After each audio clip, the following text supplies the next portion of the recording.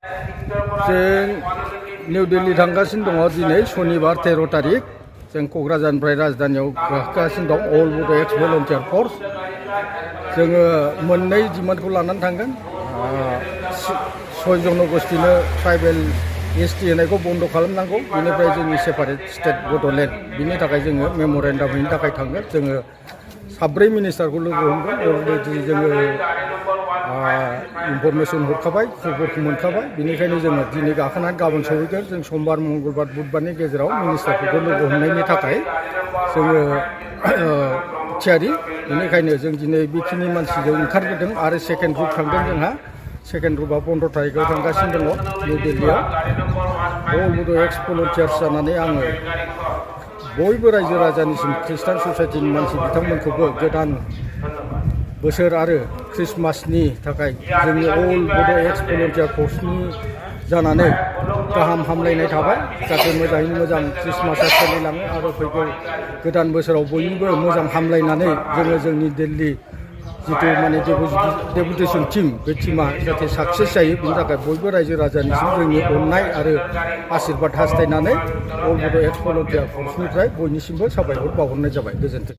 खुलुमबाय। इन्ट्र भिडिअआव जायखौ नोंथांमोना नुदों बियो फुराना आन्दोलनखारि अल बड' एक्स भलन्टियार फर्स बिथांमोननि टीम बिथांमोना दिल्लीयाव थांनानै मेम'रेन्डाम हैनो नागिरदों मिनिस्टार अफ इन्डिया बिथांमोननो जे बिथांमोना मोननै खोथाखौ बेस खालामदों। नाम्बार 1आव दं जाहैबाय बड'लेण्ड पृथक रायजो बड'लेण्ड सेपारेट स्टेट बड'लेण्ड बेनि थाखाय मेम'रेन्डाम हैगोन गोबां मिनिस्टारफोरनो दिल्लीयाव आरो मोनसेया जाहैबाय बावैसो ट्रेन्डिं सोलिबाय थानाय मोनद' हारिनो एसटि होनायनि हेंथायै बिथांमोना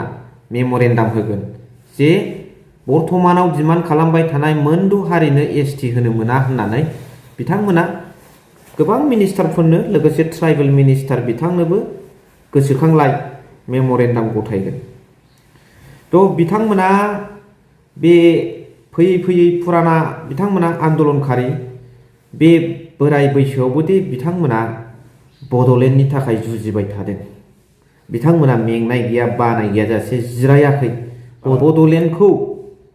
माखासे पलिसिनि गेजेरजों पलिसि एडप्ट खालामनायनि गेजेरजों स्टेप बाय स्टेप बिथांमोना नाजाबोगासिनो दं दिनैसिमबो बिथांमोना बड'लेण्डखौ नाजाबोगासिनो दङ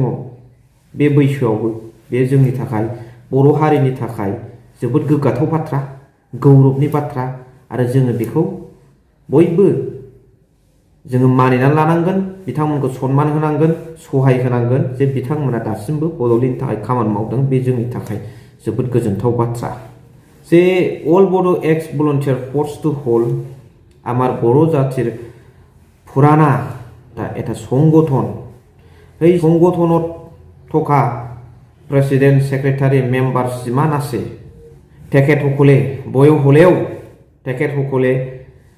আজিৰ তাৰিখত ক'ব গ'লে বডলেণ্ডৰ কাৰণে যুঁজি আছে। আমি ধন্যবাদ দিব লগা কথাটো এইটোৱে তেখেতসকলে বডলেণ্ডৰ কাৰণে যে যুঁজি আছে এইটো আমাৰ গৌৰৱ কৰিব লগা কথা তেখেতে যুঁজি থাকক আমি সদায় এইটো ঈশ্বৰৰ কামনা কৰোঁ আৰু তেখেতৰ যিটো চেষ্টা আমাৰ বড়ো ৰাইজসকলৰ লৈ তেখেতসকলৰ যিটো সপোন এইটো যাহাতে ছাকচেছফুল হয় এইটোৰ কাৰণে মই ঈশ্বৰৰ কামনা কৰিছোঁ আৰু যাহাতে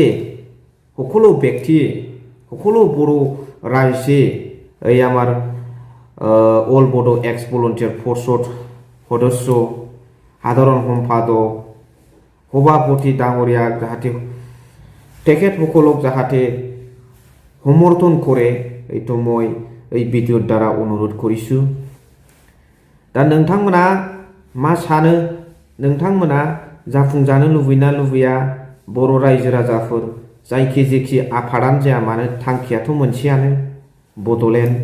जायजोंखि जाया बड'लेण्डआ जाबानो जाबाय अब्लानो इयुन जोलैया जोबोद मोजां। আমি নবপ্রজন্ম হিসাবে